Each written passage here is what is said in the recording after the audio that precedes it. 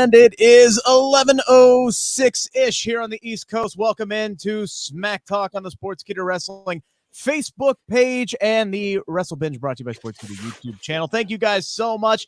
Everybody who is joining us here in the chat, do us a very, very quick favor. Go ahead and hit the thumbs up button on this video here. Really helps drive up our audience, especially if you like the show. And if you're new to the show, welcome. We appreciate you. And if you like where we are, hit subscribe while you're at it. Let's help get those numbers up. I am Rick Uchhebhaja, your host extraordinaire for the evening. Joining me, my main two panelists and analysts from across the globe, SP3, the wrestling legend himself, Dutch Mantell. Dutch, how we doing, sir? Oh, I'm doing fine, and watched 3 hours of wrestling tonight, and it surprised me. I didn't go to sleep, which is an improvement, and we'll see how Sid liked it. Sid, how'd you like it? I told you guys before we went live, I'll say it again. That was the best 3 hours of wrestling I've seen on a Friday night in nearly a year. It was so much fun. Really? We got the theatrics with WWE, with the Bloodline story, starting to cook it up. I said it was going up this way last week, and now it's like it's at the precipice of where we were before WrestleMania. It's really cooking there. And then this Rampage episode was probably the best episode of Rampage in nearly a year. I was just so in love with the wrestling that we got on both shows. It was just a great night of wrestling. It was almost like Tony Khan tonight just decided what he was going to do with Rampage. This was like his farewell swan song to Rampage as the B show, right? Yeah. Because AEW Collision is coming up on the 17th. The return of CM Punk, that was confirmed this week. Huge news. How it's going to work with the brand split and everything is still yet to be decided. If there even is going to be a set brand split. But basically, from what we've understood, is that Rampage is basically going to turn into what Sunday Night Heat used to be for WWE back in the day. So it's not going to be, the big marquee show that they attempted to make it, when CM Punk made his debut on Rampage. So it has fallen deeply here. It's still going to be a bit of a fun show, and I do believe our coverage of Rampage itself may be changing here. We'll keep you up to date. Sorry, I'm adjusting my microphone here. We'll keep you up to date as we figure out exactly what it is we're going to do once the 17th rolls around. But regardless, we got a lot to get into here tonight. If you guys want to make sure, a guarantee to get your comment or your question in. Lisa's saying hi, Dutch and Sid. Hi, Lisa. I'm here too. Anyway, so if you want to guarantee to get that in, you can send in a super chat like Ozzy did multiple times, saying, Rich, my name is Rick. Boy, we're off to a great start tonight. Hit the switch. Show is over. Ozzy, that smart ass comment's going to cost you another $15. Well, this time he got my name right. He said, Rick, hit the switch again. Ozzy, you are one of our loyal viewers, loyal watchers. You are here every week, and we appreciate that about you. The show starts at 11:05 or a little bit after, Ozzy. Okay? It has for the longest time. It's always 5 minutes after or as close as we can get it. You don't need to say hit the switch at 10:58 or 11:02. All right? We'll be on at 11:05 or a little bit. But we do appreciate the super chats. And he sends another one. This one for $2 saying, so Roman is carrying 3 belts. I don't think so. We did get introduced to a new championship title tonight. I believe this is a consolidation. Finally a consolidation of the 2 championships. Now, what's the name of that title? Well, here's the thing. What it says on the championship belt is undisputed champion. When you say, now, here's the thing. That's the damn big holdup. Now, what are they calling it? I believe the official name is Undisputed WWE Universal Championship, which is what they have called Roman Reigns since he beat Brock Lesnar at WrestleMania 38.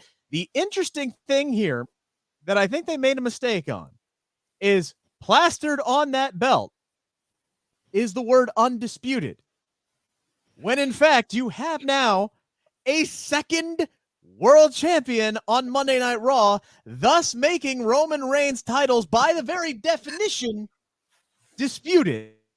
So I don't know. I don't understand the reasoning behind that one, to be completely honest with you. That said, I like the look. I do. I like the look of the new championship that was unveiled tonight. We'll go ahead and dive into it. Let's fast forward to the main event segment tonight, because that was the big money segment tonight. We get Triple H opening up the SP3, already with the bug eyes, throwing me off. But we get Triple H opening up the segment here to celebrate Roman Reigns, celebrate 1,000 days as the WWE Universal Champion. They've been showing these great video packages and highlights. They built this entire show around Roman Reigns, and the next set of the next chapter of the Bloodline story, Triple H comes out, puts Roman Reigns on the same pedestal as Muhammad Ali and Michael Jordan, just really trying to drive that home there. I can make the argument he's more like LeBron than Jordan, but they missed Babe Ruth.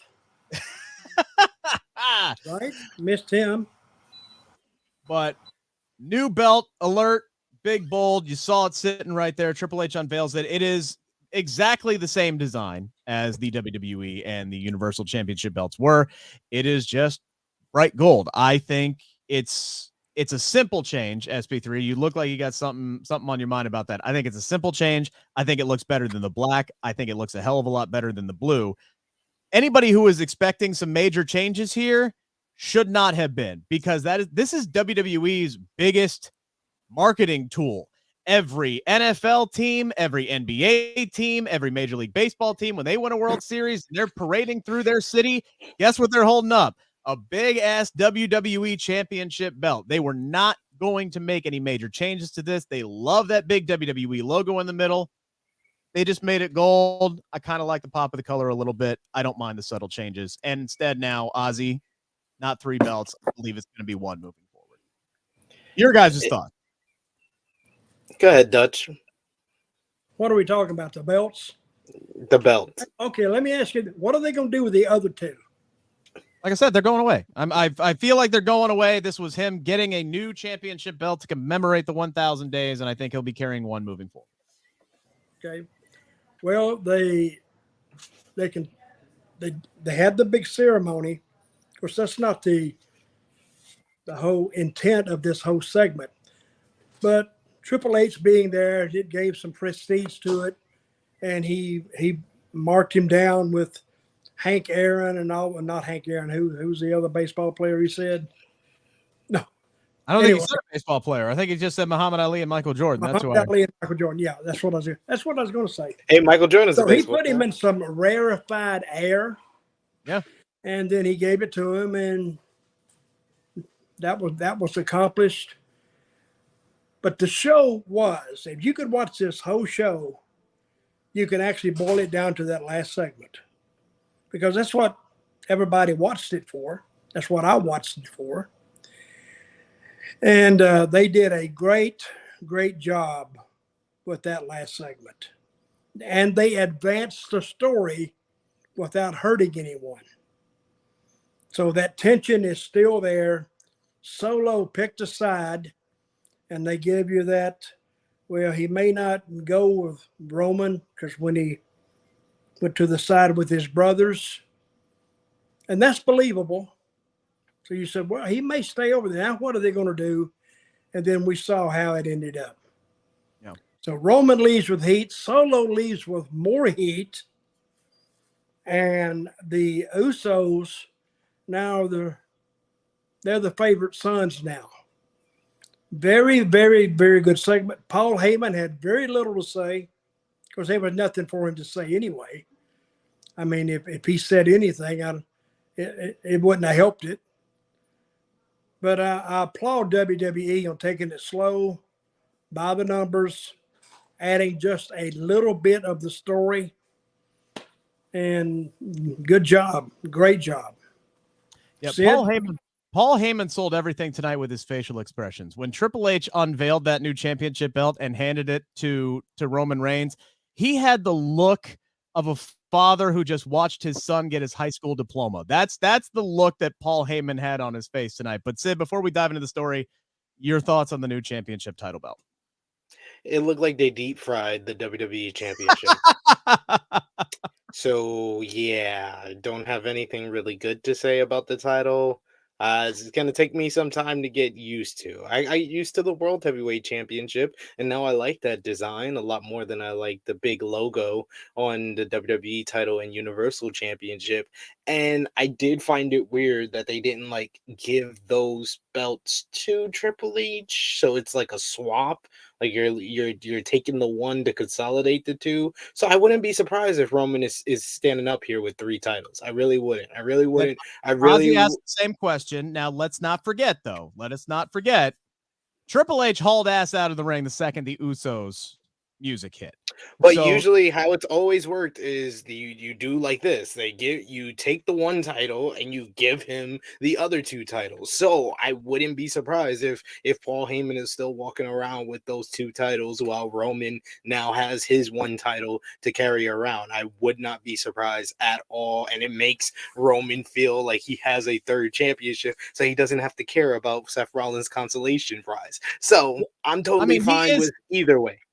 Yeah, I mean, he is Thanos, right? He's basically collecting, Infinity Stones at this point and just, putting them on his giant gauntlet. So it would be true to his character to hold all of his prizes, like the Pharaoh kings of old. Like they got to travel with their luggage, right? Like that's kind of he's like Michael Jordan walking around with his rings. He's got a couple of rings. He's got his 6 rings. He's walking around with all of them on all his fingers and stuff like that. Because it would be very weird to me if they are like getting rid of the WWE Championship, because that is the most prestigious title in this company's history. I thought the whole reason why Roman has walked around with both titles for 425 days now is the fact that they don't want to get rid of the WWE Championship, that is their most prestigious title, and they don't want to get rid of the Universal Championship because that is the title that Roman has held for 1,000 days. This title being, brought in is to solidify he's now the 1,000-day champion,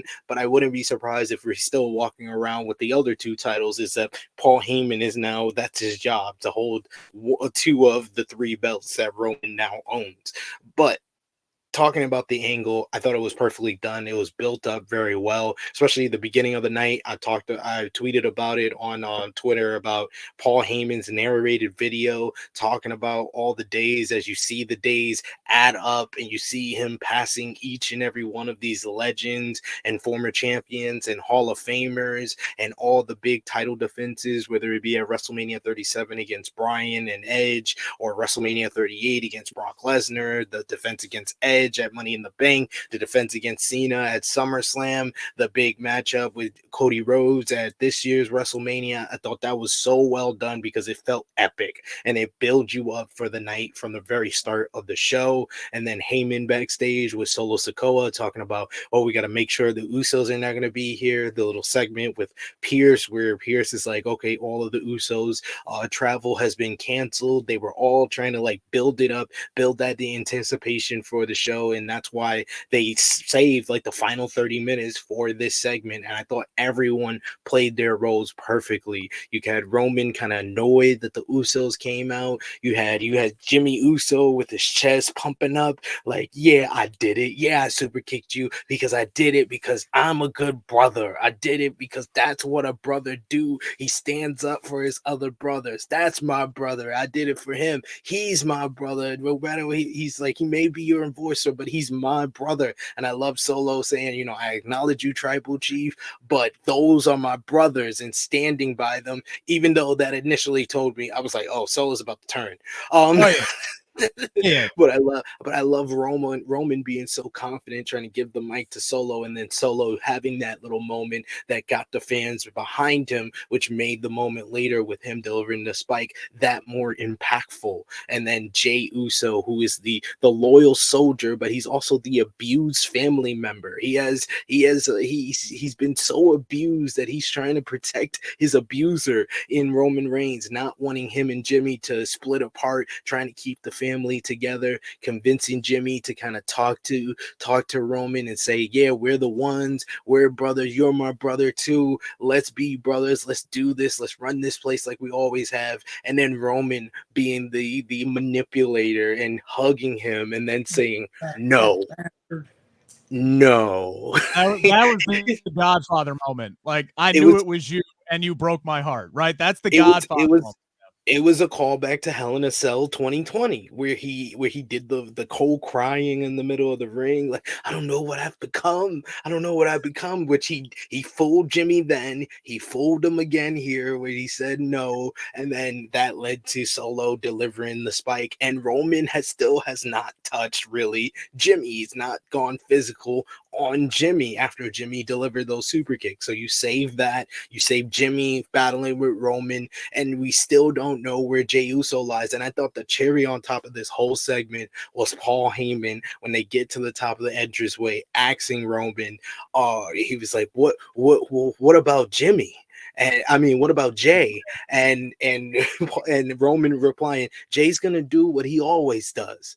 Fall in line." And that's how you end the night. I was like, that was perfect. That was a perfect cliffhanger to end one of the more captivating segments that SmackDown has delivered with the Bloodline in a very long time, since before WrestleMania, probably even before Elimination Chamber. I think that was the last time that we got this much of a compelling segment from the Bloodline.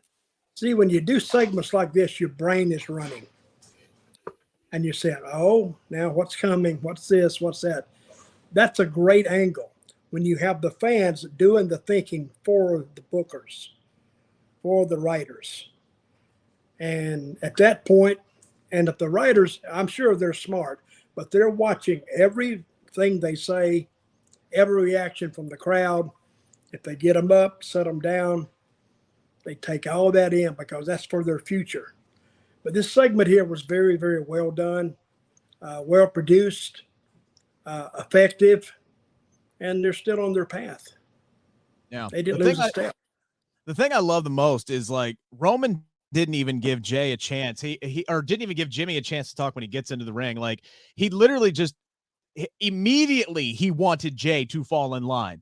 He said, "Kick your brother in the face right now. Kick your brother in the face.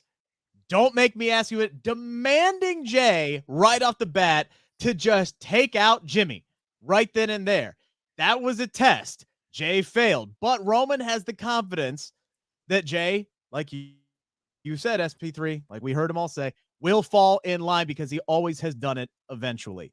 The other thing that I absolutely loved about this from a comedic standpoint is the fact that earlier in the night, Paul Heyman goes to Adam Pearce to make sure that the Usos were not going to be making their way into the building tonight. And before Paul Heyman can even speak, Adam Pearce cuts him off, says, "I already know what you're going to ask me. We canceled the Usos travel. We have doubled our security. Can somebody tell me what 0 times 2 is? Because if y'all doubled your security, they ain't worth shit." Because not only did the Usos get into the building with no problem whatsoever, they made their way to Gorilla, had the person at the control board play their music. They walked down to the ring in an arena they were not supposed to be in, and for 15 plus minutes, not a security guard could be sniffed.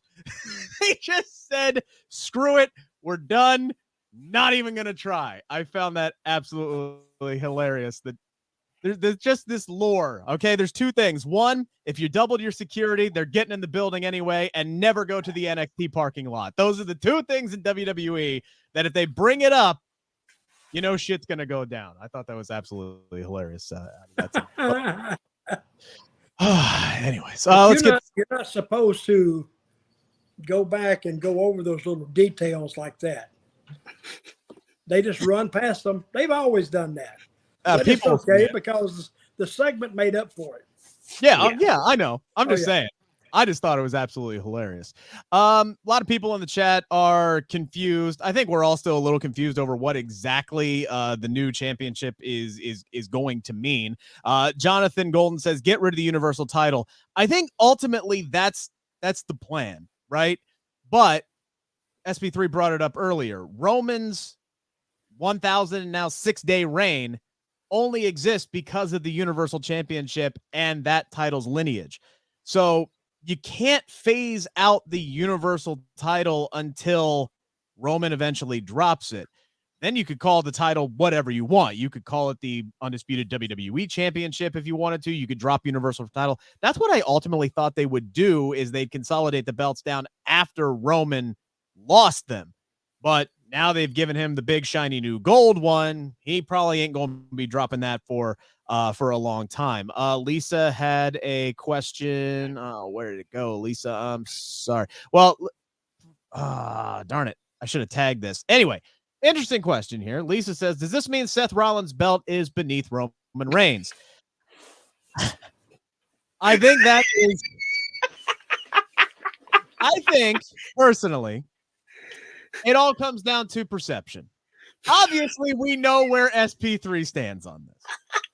We know where a lot of people stand on this. We know the fact of the matter is. What I'm looking at it is you have a world champion on SmackDown. You have a world champion on Raw. That's the facts, right? Now, how they're presented, how they're booked, how they're billed, completely different. And Seth Rollins is going to do his best to make that World Heavyweight Championship mean something and change the perception of folks like SP3 over here and Big Dog Inc. in the chat and everybody else. Gonna do their damn best to do it. But the way Triple H introduced that title, which we talked about ad nauseum on this program already, has put Seth behind the 8 ball. He is going to be defending his title for the first time on Monday, though, against Damian Priest. So that should be pretty good. Damian Priest, who he just beat on this past week's Monday Night Raw. In a tag match, yes. Yeah. He pinned him. It wasn't just a tag match. He pinned him. He pinned him with 2 stumps. He did.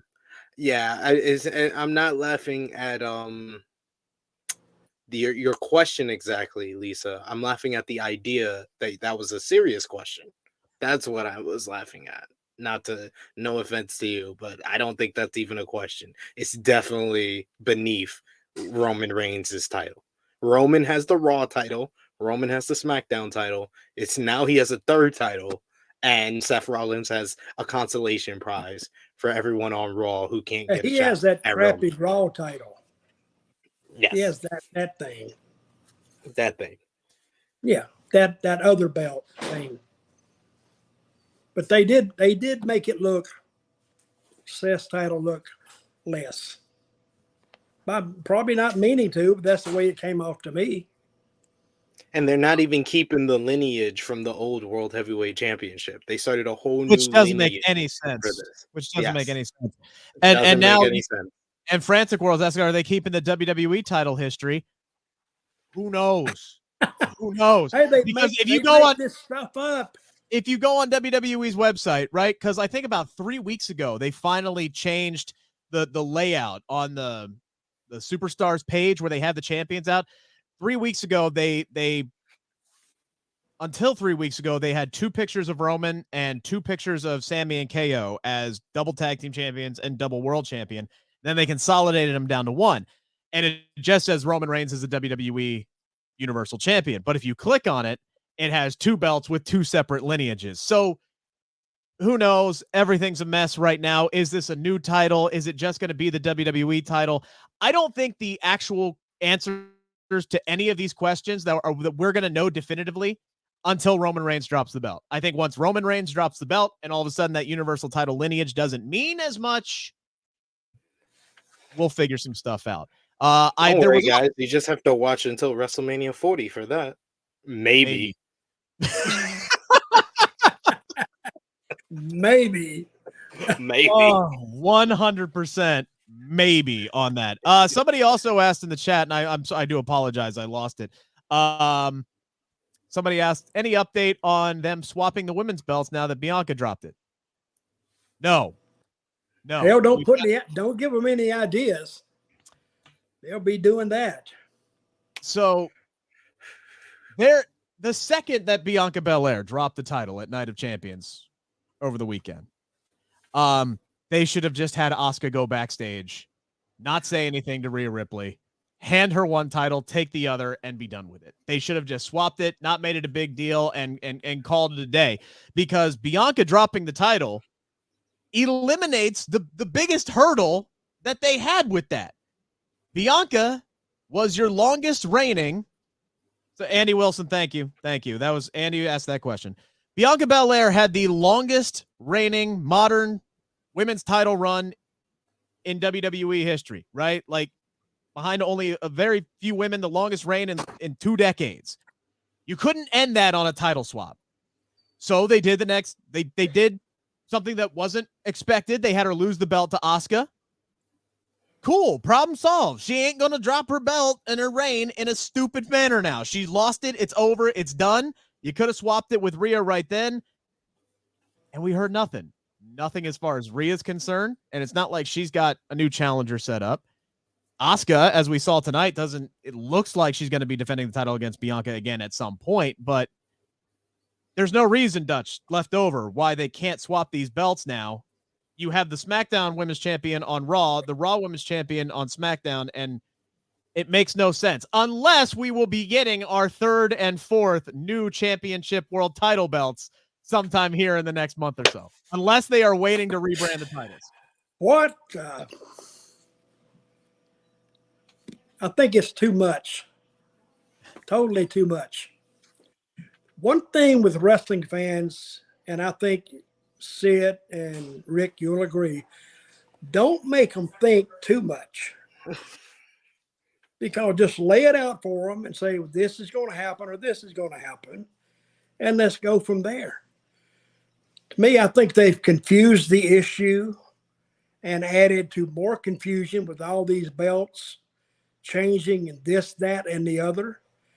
And I bet you half the audience tonight that watched this, more than that, they were like me. Said, wait a minute. I'm confused about all these belts being around. Now, they had like 5 out there at one time. How many belts can you have? That means anything. The more belts you have, the less the present belt gets. The only belt that means anything is the one Roman's got. And it means something. And that's just because of the story they've been going through for the last 10 months or a year. So I think they could have just outthink themselves. Say what? They could have just waited till Roman hit 1,000 days. Roman gets this new belt, and then they say the WWE title is vacant and it's back on Raw. They could have just done that.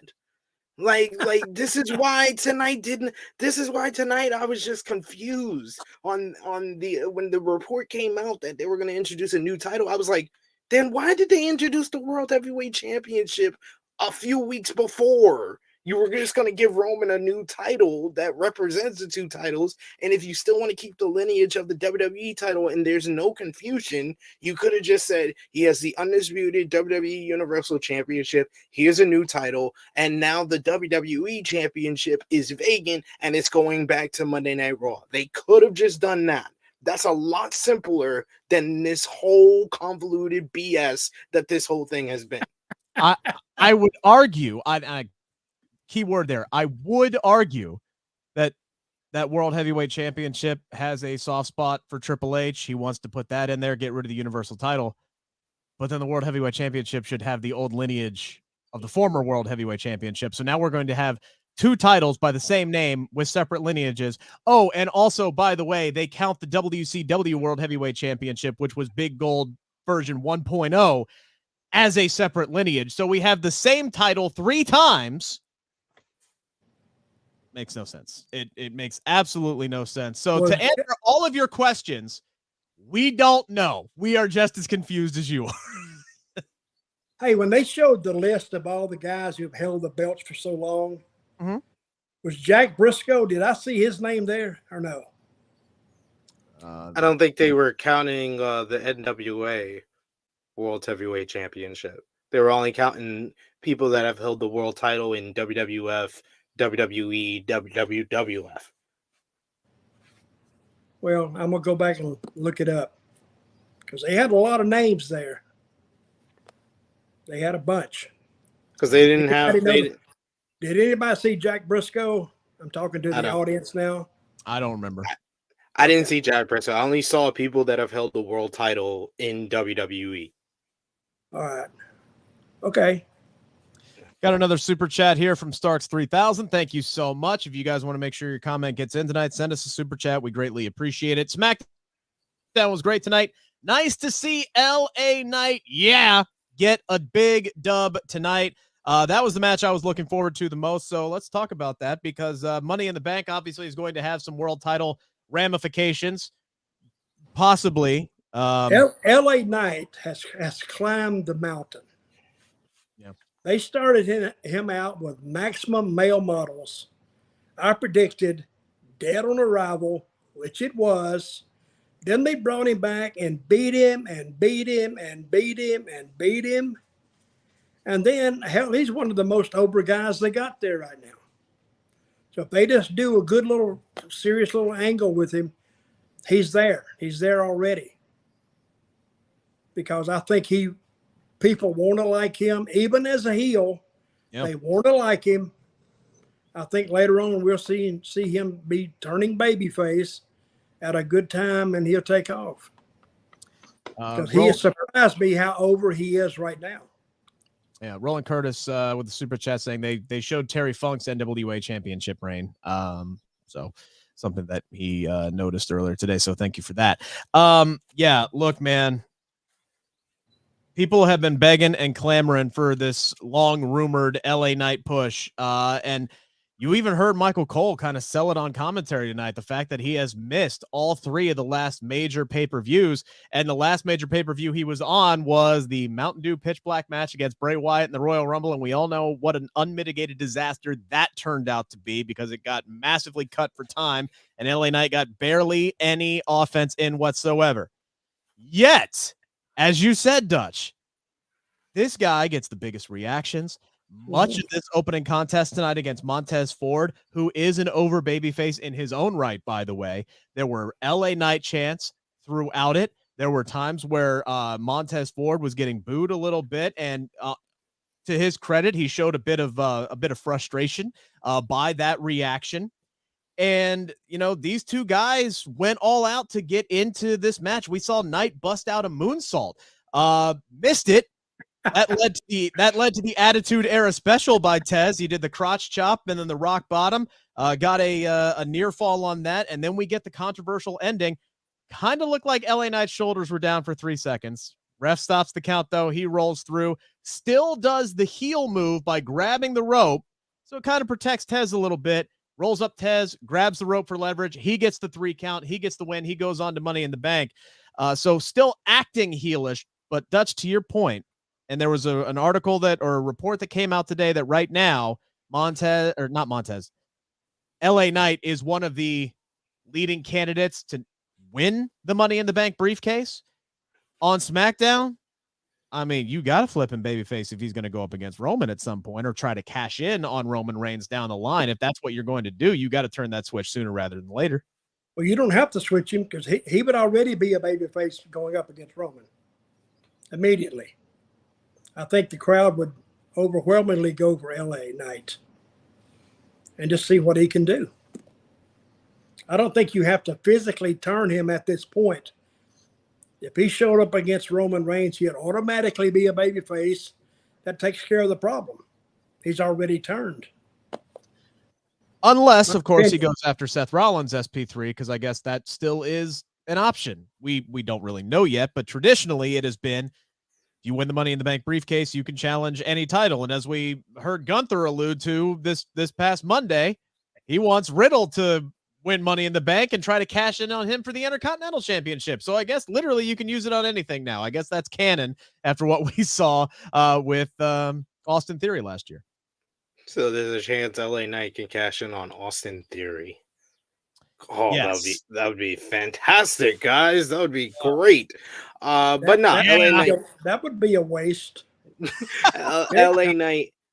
LA Knight needs to be in this Money in the Bank match. He should be considered a favorite. And like Dutch said, you don't need to turn him babyface beforehand because him cashing in on Roman would be the babyface turn. So you can save it for right then and there and do it in that fashion as well. It's basically would be the reverse of CM Punk cashing in Money in the Bank on Jeff Hardy in 2009, where that turned him heel. You can do the same thing with LA Knight. So I would say right now he is the favorite. That is is up until Cody Rhodes. If he joins in this Money in the Bank field, then everything is up in the air. But I'm liking the fact that it seems like they're putting more of like the under like mid-card people, because that's what the Money in the Bank used to be. It used to be a matchup that propelled mid-carders and undercarders into the main event scene, or at least into the upper mid-card. So you got LA Knight in there now. You got Shinsuke Nakamura. You got Ricochet in there. Next week, we got Butch versus Baron Corbin. Hint, hint, it's going to be Butch. And you got Mustafa Ali versus Santos Escobar. Hint, hint, it's going to be Santos. So those are all the type of guys that you usually would have in a Money in the Bank ladder match. So I like it. Yeah, I'm good with that. And we did have a women's qualifier tonight as well. It was Zelina Vega defeating Lacey Evans in about 3 minutes. Lacey Evans with a women's right to, before the match even began, she dominated most of the match, but Vega did come back, hit code red. She qualified. This all coming on the heels of Grayson Waller effect tonight, guys, where Asuka was the special guest. The segment kind of broke down a little bit when we started. At first, it looked like they were teasing Asuka's first challenger when Io Sky came out, and a lot of us hardcore wrestling nerds were like, yes, please give it to me now. Io Sky, Asuka, let's go. And then Bayley comes out, Shotzi comes out, Lacey comes out, Zelina comes out. Everything kind of breaks down there. Kind of a paint by number segment just to set up, hey, we're all going after Money in the Bank. We're all going to qualify for this thing and we're going to cash it in, yada shibba blah blah. But the first one to actually do it tonight is Zelina Vega. And Dutch, I know you're actually pissed about that. Oh, I think she really deserves a chance. Because me and Sid were fans of hers for a long time ago, from way, way back, because they were just abusing the shit out of that girl. All the other girls were bigger than her, and I you know, and that's what you feel for a baby face. They're smaller, but they're fighting, and she loses, and she loses, and she loses. And then I think when she went to Puerto Rico, and they saw that reaction from that Hispanic crowd, they said, "Wait a minute, we might be need to be using this young lady a little differently." And she went out there, and I kind of hate she beat Lacey because I'm a big Lacey fan too. That's what I was alluding to, but yeah. But Zelina beat her, which was it was a good win, and I agree with it. So we'll see where it leads to. I don't think she'll win Money in the Bank or anything like that, but I think they judge these baby faces by the merchandise they sell. They get those figures back. Oh, here, let's push this one. Oh, we've been pushing this one. Sales haven't really, get them out of here. It's just, they go with the best sellers. I've heard that the whole time I was in WWE. They check those concession sales, those gimmick sales, like you check receipts at the supermarket at the end of the day and see what's sold. But Zelina Vega, good win for her. And, of course, half the match was them taking the furniture out of the ring. I said, what did it have to do with the match? And then all of a sudden, bang, it's over. She's gone. But you hit it right on the nose. This is why Zelina's getting a push now, is because of the merchandise sales. LWO is killing it in the merchandise sales. That's why you were seeing them win a bit more. That's why I think Santos is going to win next week. And that's why we're going to see more backstage segments involving the LWO as well. They know they have something that kind of has hit, that's hot right now, that's selling t-shirts. So that's the team that they're going with. So I thought it was a wise decision having Zelina Vega win here. I don't know what they're doing with Lacey Evans. Half the time I don't know what character she's playing. This week she played female Sergeant Slaughter. Like, she came out with the Sergeant Slaughter hat. She's doing the Cobra Clutch. It's like they went full on Sergeant Clutch for a while, but that's what I'm saying. I'm saying everything coming together. She has been doing I never said she hasn't been doing the Cobra Clutch forever. I'm just saying with the hat with the Cobra Clutch, she's the female Sergeant Slaughter. That's they made it all come together, I guess, here. But I don't know if that's the route you want to go with her. I think she is talented and can be a good heel on this roster, but she has to find her own identity to do that. If you go back to what she was doing before Triple H came in charge, me and Dutch were both into that, and we liked her playing this kind of unself-aware character that believed the fans should cheer her because of everything she's done in the past. That was a good character that worked, but they have not gone back to it since. They've tried to tear her down and build her up again, and I think that was the wrong route.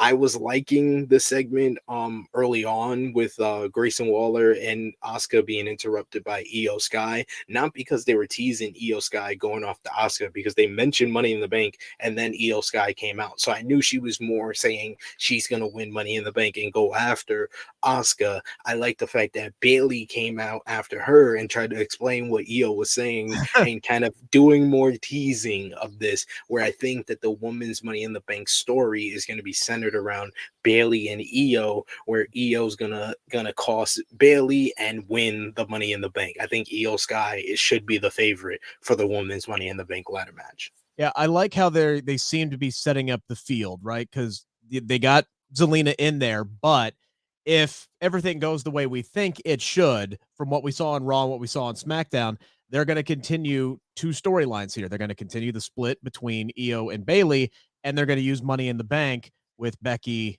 and Zoe over on Monday. They both have qualifiers there. So instead of getting Zoe and Becky one-on-one, they'll continue this storyline with Zoe, Becky, and Trish inside Money in the Bank. And it's a Money in the Bank that's going to have Becky in it. So Trish is going to shove her off the ladder, and then whomever's going to actually win is going to win the Money in the Bank in that situation. But I would not fault anybody on this panel or in the chat right now if you are thoroughly confused by what the heck is going on with Lacey Evans right now, because just send us $59. Say that.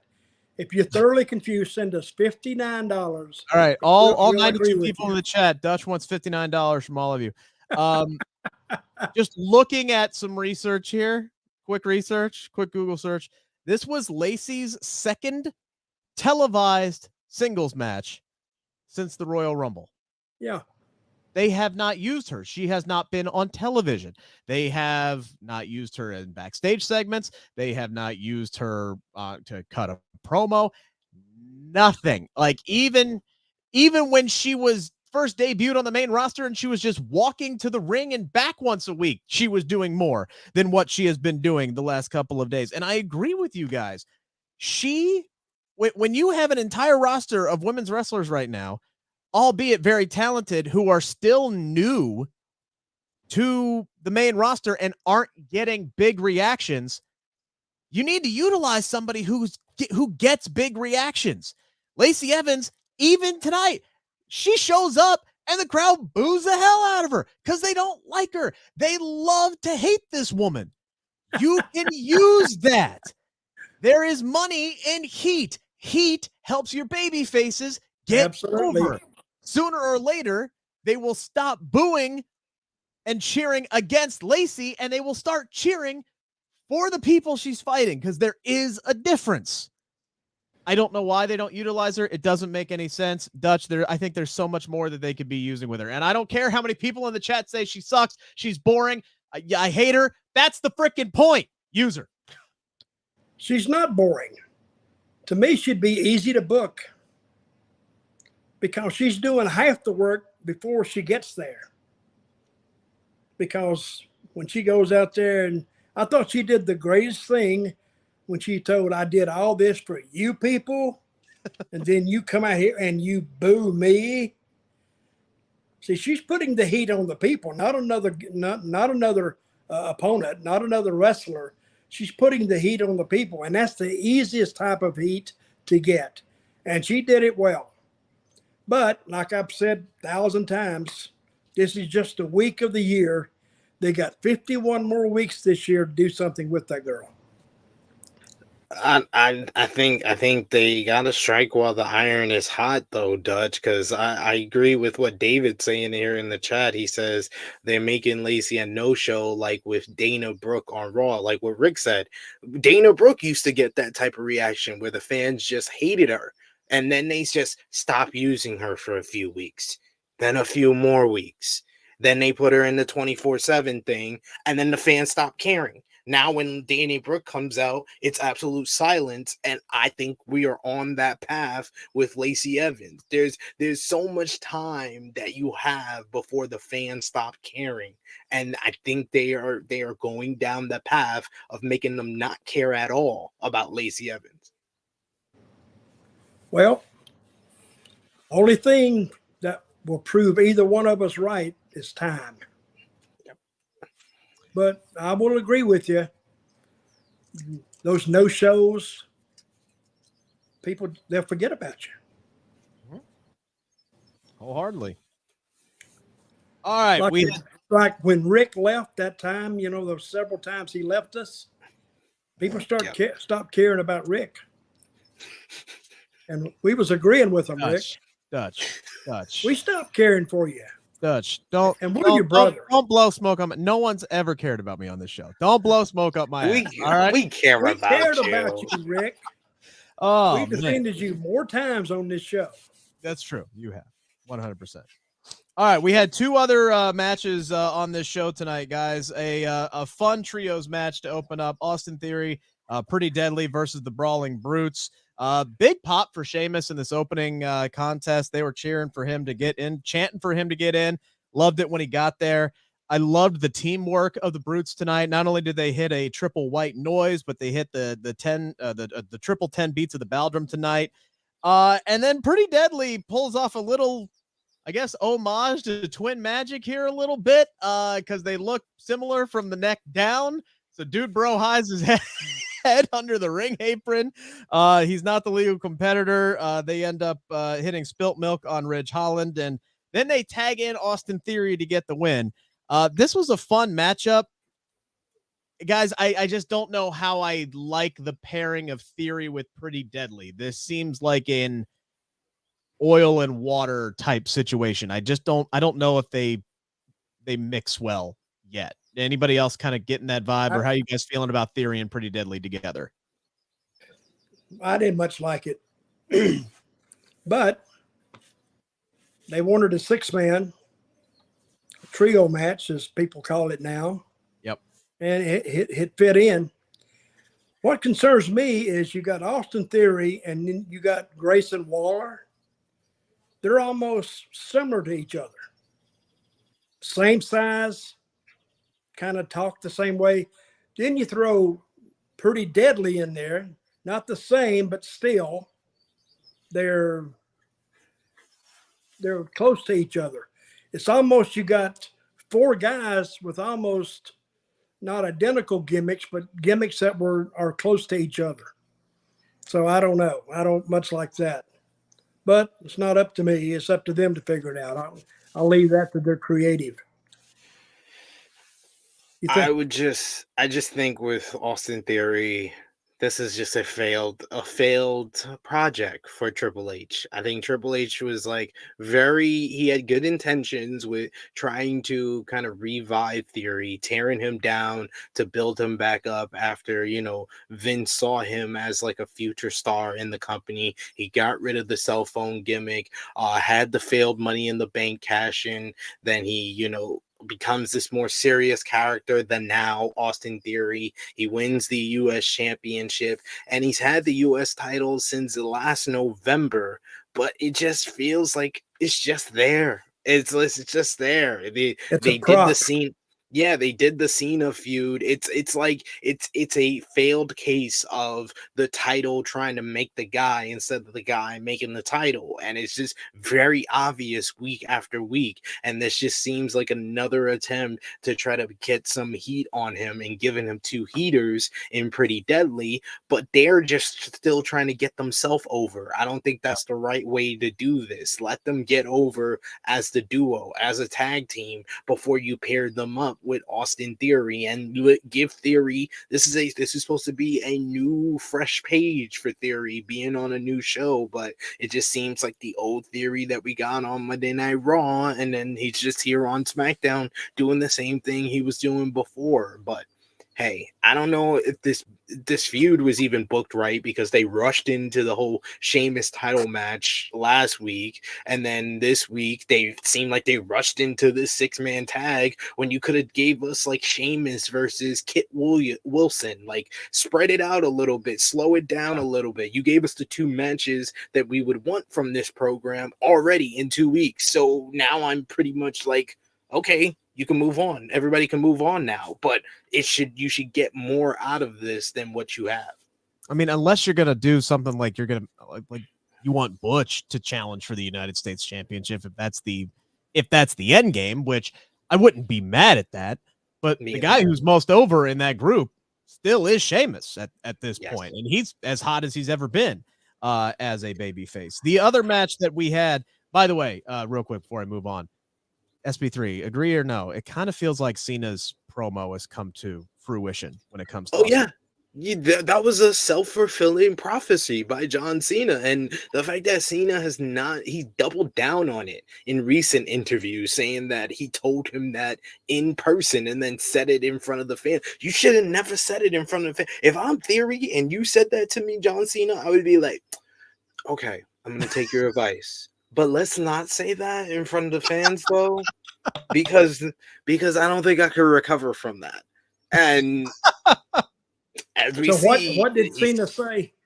He basically said that he doesn't believe him. He doesn't believe in him, that he just seems like a guy playing wrestler and trying to be the next John Cena or the next this person. And he said that he was like, if you beat me, if you lose at WrestleMania, you lose everything. But if you beat me at WrestleMania, you lose everything as well, because even if you beat me, you're going to have to prove yourself worthy of that the following night on Raw and every week after that, and everybody's going to see that you're not worthy of even beating me. And we're here a month and a half after he beat Cena at WrestleMania, and it's just like, damn, you're lower than where you were before WrestleMania because of that promo. And it didn't help that the match did not match the build whatsoever. It was a weekend of great wrestling. It was I'm not saying it was a bad match. It was just a very basic match, not really WrestleMania caliber, and it didn't come close to the great matches that we saw on that card. One last match on the night. This was just kind of there. It was fine. It was kind of a reintroduction of AJ Styles, solidifying him on the SmackDown brand. We see him talking to the rest of the OC backstage, says he's going to eat that L against Rollins and just move on, because that's what we do. What else can we do at this point? He references the diss track that Hit Row put out on social media earlier in the day. And by the way, Mia Yim with a great clapback on social media, pulling out one of SP3's lines and basically calling Hit Row Destiny's Child without Beyonce. Paraphrasing there. That's SP3's line, but she basically hit the same home, saying y'all ain't the same without Swerve. We end up with the match, Hit Row versus Gallows and Anderson. Gallows and Anderson make quick work of him. Top Dollar attacks after the match. He gets hit with a phenomenal forearm. Top Dollar is just, and the rest of Hit Row are just kind of enhancement talent now at this point. This kind of sets up OC, gets him on the right track again. This was just kind of fine tonight. Just kind of space filler. Yeah, there was no substance to that match. Nobody, when they went into the ring, I think people went up and went to the refrigerator, or they went to get a cup of that, because there was not even any feeling of intensity between these two groups at all, and everybody knew who was going to win the match before it even started, and then at the end, AJ stands tall and they leave. So it was almost if Hit Dollar. I mean that group there, I don't know what to do with them. If Hit Row wins a televised match against anybody at this point, I would consider that a bigger upset than Jade Cargill losing her first match. I would consider that a bigger upset than Asuka beating Bianca Belair's record-breaking run at Night of Champions. I would consider Hit Row beating Maximum Male Models at this point as a more bigger upset than either of those two matches at this point. They can't beat anybody. They're not being booked to beat anybody, and you almost got to feel for them a little bit. They've been beaten like a drum. They're another one where they've been beaten so much that the fans are gonna stop caring eventually. It just is what it is. And you said this is stop caring. I think they've already stopped caring. Yeah. That's also true. You could hear crickets out in that crowd when they went out there. AJ Styles needs a program. Just him hitting a phenomenal forearm on Top Dollar, it did not put me in a better mind state of AJ Styles' future here on SmackDown. At this point, because Roman's going to be tied up with the Usos for the foreseeable future. So I don't see a path for AJ to get to Roman, which is the money feud on SmackDown that I would want after Roman and the Bloodline finish wherever they're going to go. Once they get to their destination, that's the one I'm looking at. Give me Roman, give me AJ, run that back. That program is great. In the meantime, Austin Theory ain't doing shit, right? I mean, AJ. I was going to say, yeah. That give AJ another run with the United States title. Have him take it off Theory. That's where I would go with that. Before we get to Rampage, we got Alex. Let me ask the question. Yes, go ahead. Or has it already been done or talked about? Kurt Angle. Oh, do you think he could add anything to Theory? As like a manager? Yeah, and going. I don't think Theory needs a manager. I feel like Theory. No, this is an advisor for a month, 6 weeks. I mean, off screen, yeah, he may need someone like Kurt Angle or someone like a legend to help him out with having him find something, having him find a character that will connect with the fans, because what he's doing right now, he's just kind of floating around in the wind, where when he was paired up with Vince McMahon, I saw a lot of potential for him to be the next Randy Orton. But they put him down a path of trying to make him the next John Cena, and then had the real John Cena rip him apart on the mic. So now that's done. It's over. It's time to move on and get him down a new path. And they still have not decided to do that yet. Well, I don't think it could hurt. And it would get people's mind off that, what Cena said, or if they're even still thinking about that. I'm sure it's in the back of their heads. But I think him and Angle could have some great skits, some great backstage stuff in the ring. And it's got to be kind of not funny, but cute, smart ass. And Kurt was great at that stuff. So just an idea. I think it would help Theory a lot. I think Austin is a multifaceted Nobody performer, cares what you. I'm sorry. Believe me, I've heard that more than once today. But I think Theory, showing some depth and showing a little bit more personality, even as a heel, I think would be something small that he could do to get him back on track a little bit. I think that would go a long way than just being the cocky asshole.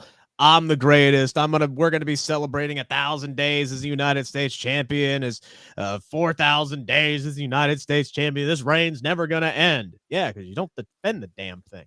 Anyway, before we get to Rampage, we had another super chat from Alex. Thank you, Alex. So 25 years ago was obviously the peak of pro wrestling. Where do you guys see pro wrestling being 25 years from now? Dead? Back in the Attitude Era? Same. Where do you guys think things are going to go 25 years from now when Dutch finally hits his 60s? Oh, it's hard to say where wrestling's going to be. But you can't kill it, because we have literally tried for 50 or 60 years to kill it. and you cannot kill it. I mean, we've seen WCW and WWF battled it out, and one of them was going to die, and wrestling was going to die. It's not going to die. You give the people entertainment that they enjoy, they'll come back. I mean, they're back now more than I've seen in the last, 5 years? They're back now. WWE ticket sales are through the roof right now. They're Yeah, I don't think that wrestling is like I wouldn't say it's as hot as it was like in pop culture as it was 25 years ago, but it's definitely thriving right now. WWE ticket sales are through the roof. They're making more profit than they've ever made in company history, while AEW is a kind of a suitable alternative to that, where they're making big contract money with Warner Brothers Discovery. They just sold 65,000 tickets in the UK. They sold out Toronto for Forbidden Door. You got stuff going. You know, Japan is back with multiple promotions succeeding, whether it's New Japan, Stardom, Mexico, it's CMLL and AAA. So wrestling all over the place. Is so much variety and so many options for professional wrestling that wasn't there for me when I was 25 years ago. When I was just a kid, there was only so much wrestling that I could see, and now I have a plethora of options. So I think that it's different. It's not as hot in pop culture, but as far as like options in wrestling, I think wrestling is a lot different than it was 25 years ago. Yeah, other than saying that it's still going to exist and it's probably going to look a lot different. I mean, those are vague answers as hell, but I think it's impossible to tell. And I also think it's impossible to tell from a viewership standpoint, just in the simple fact of we don't know what entertainment is going to look like 25 years from now. 25 years ago, streaming didn't exist. You had, your 5 basic channels that the president would interrupt every time he needed to make an announcement. And then if you were lucky enough to have cable, you could watch professional wrestling. And if you didn't, guess what? You didn't.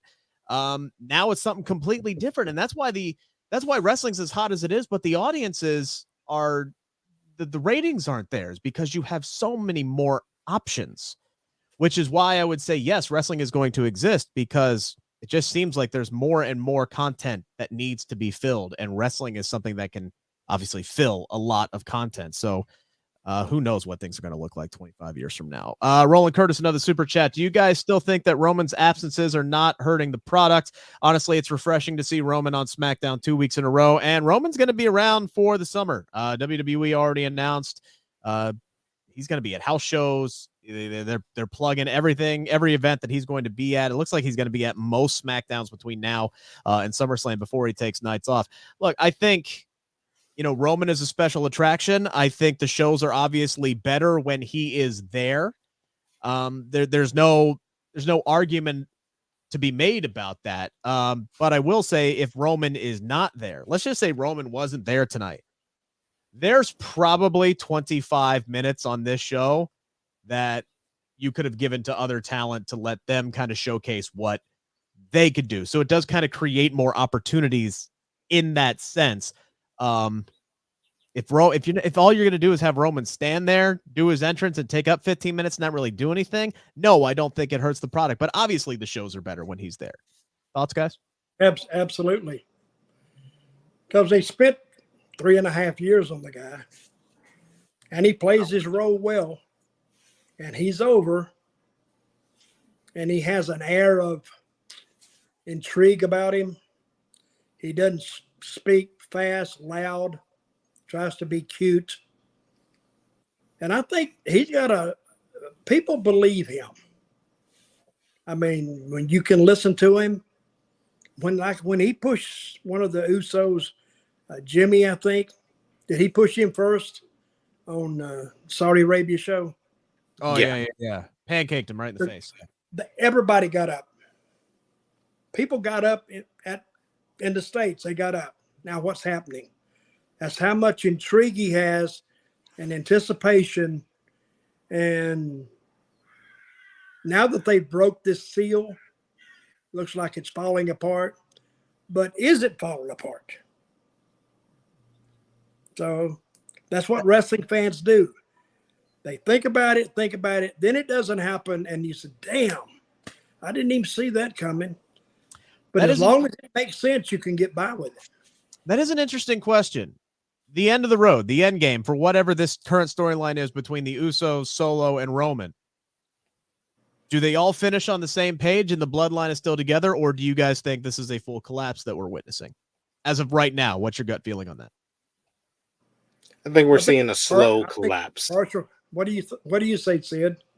I think we're seeing a slow collapse where it's Jimmy, then it's Jay, and then down the road it's Solo that leaves Roman. I think that it's going to be more of a slow collapse, if anything. It's basically going to be Cody Rhodes kind of words being a prophecy fulfilled, where he said that first it's going to be Jay, then it's going to be Jimmy. He got the order wrong, but it seems to be playing out the way he said, that each member of the bloodline is turning against Roman, to the point that I probably will be Cody who takes the title off of him, and Roman's going to have no backup this time for Cody to get screwed over. So I think then he turns babyface.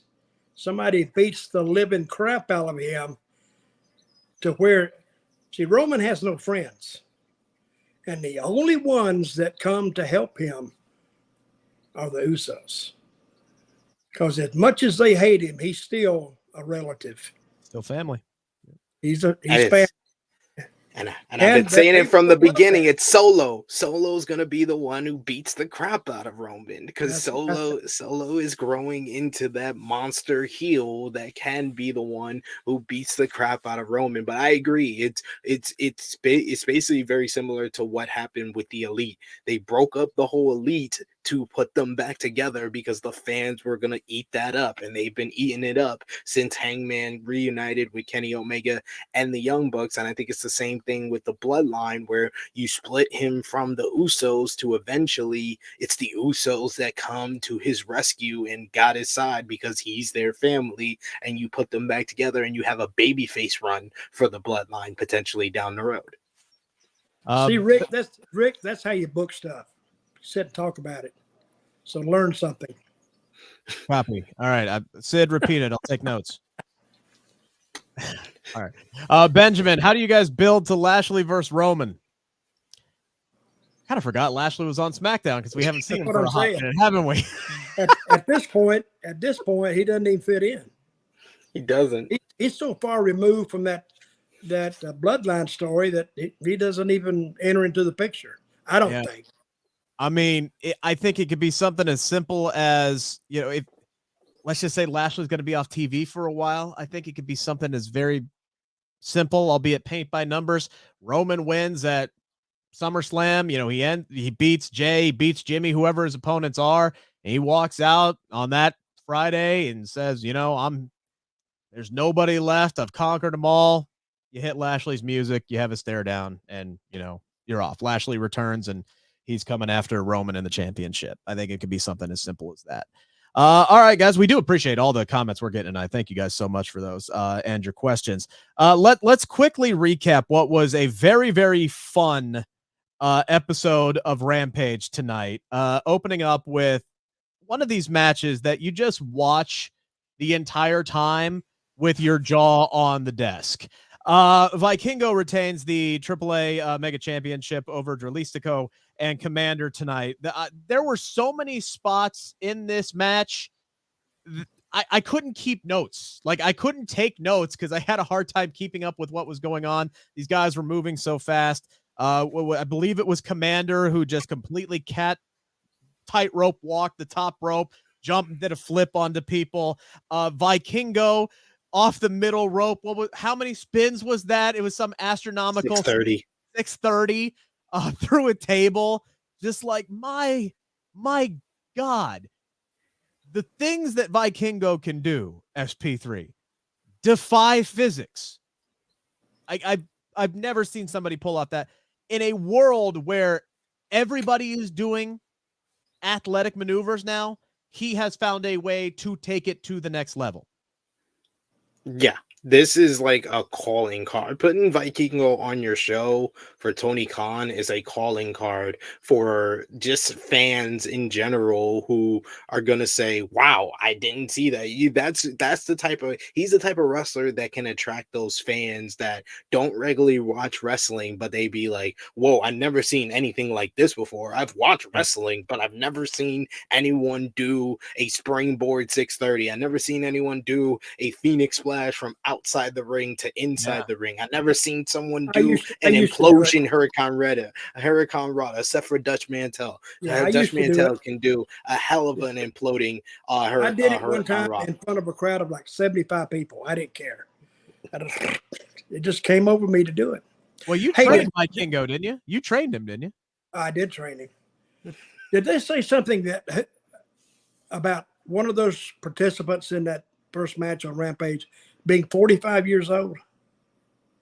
Did they say he said something about 45? I think they talking about Vikingo being 25. Maybe I heard it that way. Yeah. But even like someone Dutch Mantell who's like old school, wrestling. I think you even said it before we went live here. You enjoyed this matchup as well. Yeah, well, they did a lot of good stuff, and it made sense. I think it might have made a little more if they just slowed it down just a touch. Because when they do those big high moves, then they get up and they're going again. I can see why they do that. That's what they put them out there for. But they really did some smooth stuff. And these guys didn't learn that at a month at a training school. They've done this for years and years and years, and it shows. Yeah. And this match was 8 minutes. Well, I think it was like 12 minutes. But they packed a lot into it. Yeah. It felt like a blur, and just the pace was ridiculous. And it's the fact that, I've seen Vikingo in other places, like a GCW, even in like AAA, and same thing with Commander. I've seen both of those guys in Mexico. I've seen them on the independent scene here. A lot of the stuff they did in this matchup does not always look that smooth. It does not always go off pretty because they're trying some ridiculous things that just the physics of it doesn't make a lot of sense. And it's just outrageous to even try, but they pulled everything off in this matchup. And this what made it probably the best TV match of the week, in a week of spectacular, amazing professional wrestling, from what we saw last Saturday with Night of Champions, what we saw on Sunday with AEW Double or Nothing and NXT Battleground. I think as far as TV matches from Raw, NXT, AEW Dynamite, ROH TV, Impact Wrestling, and I watch it all, this was my favorite TV match of the week because it was just flawless execution of some incredible professional wrestling. Tony hugged every one of them when they went backstage. Absolutely. Hugging them. Oh, thank you. What 1,000,000%. And they set the tone for the night and really made it hard to follow that act. But we had 3 more matches. Zack Sabre Jr. Defeats Action Andretti. He retains the New Japan Pro Wrestling TV title with a pretty gruesome looking submission, kind of Rings of Saturn type submission they had going on there. Willow Nightingale. It's probably the most vicious Rings of Saturn because he's basically just bending your arms back behind your back. And that was I think this was Tony Khan's booking in a nutshell. You get a smorgasbord of professional wrestling because that is completely different than what you saw in the first matchup with Zack Sabre Jr. tying a guy up. That's just ridiculous. He had the guy shaking his own hand behind his back. Yeah. That's what he did. I can't tap out. I literally can't tap out. I'm looking at it. I said, damn it. That looks very painful. Even if you're trying to work with it. I would tell the guy, hey, brother, okay, I'll pay you the $20. Okay. Don't say any more about it. You got it. And then we got something completely different, and Willow Nightingale defeating Emi Sakura to retain the New Japan Pro Wrestling Strong Championship with a big sit-down powerbomb. They took the word strong literally on this one. These two girls just tried to beat the hell out of each other tonight. Willow Nightingale is very quickly becoming one of my favorite performers, period. End of story. Fantastic performer. extremely likable. You just love her in the ring. The second her music hits and she's out there, the crowd's dancing, everybody's having a good time. And then she gets in the ring and she is Hulk smash. Like, let's effing go. And Emmy, let's go. Clothesline, shoulder tackle. They're sitting there fighting pound for pound, strength for strength. I thought this one was a ton of fun too. It was a great match. And they worked really, really good together too. Because Willow Nightingale, she made that girl. What's her name now? Emu. Emmy. I think it's more Emmy making Willow, because Emmy had this type of matchup with Jamie Hayter a couple of months back, where Emmy just knows how to just hit very hard. She paces it very well. Like when you talk about, like Dutch was saying with the first match where you slow things down, Emmy does that so well, where she slows things down. I remember the chop sequence when they were trading chops and Willow started doing the Kobachi chops to her, and then just kind of wearing her down, and then Willow made her come back. And I love the way Willow did the Bay Whip powerbomb, where she hesitated, like she did like a double pump and then pumped her up, and then boom, it was like, oh god, I would hate to take that move. Good finish. Yeah. Man, it feels like just a couple that was of months almost ago. like you said, Sid, that was almost a pure wrestling show. Yeah. They had no gimmicks, no screws, no anything else. They had straight, clean finishes, and a good show. And 4 championship matches from 3 different promotions, which is unheard of almost these days. One last note, like, it's amazing to see how quickly Willow has been on the rise, because it feels like just a few months ago she was still doing enhancement matches, and now she's. How long has she been working? That's a good question. I think she's 29, so I'd say at least a few years. Yeah, They had to be at least that. Yeah, she's 29. She's been wrestling since 2015. Yep. So about 8 years now. Okay. Wow. Okay. When you said that, I was like, literally, when you said 2015, I was like, oh, so a couple of years. And then you said 8, and I'm like, fuck, it is 2023. Okay. Our main event tonight, it was Shibata defeating Lee Moriarty with the PK to retain the Ring of Honor Pure Championship.